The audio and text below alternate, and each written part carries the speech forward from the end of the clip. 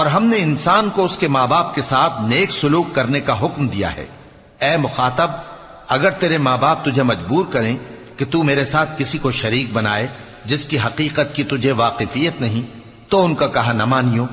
तुम सबको मेरी तरफ लौट कर आना है, फिर जो कुछ तुम करते थे मैं तुमको जता दूंगा।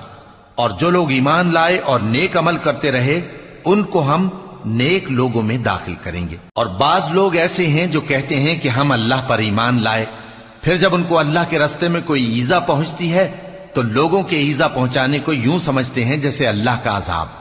और अगर तुम्हारे परवरदिगार की तरफ से मदद पहुंचे तो कहते हैं कि हम तो तुम्हारे साथ थे।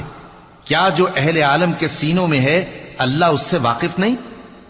और अल्लाह उनको जरूर मालूम करेगा जो सच्चे मोमिन हैं, और वो मुनाफिकों को भी मालूम करके रहेगा। और जो काफिर हैं वो मोमिनों से कहते हैं कि हमारे तरीके पर चलो।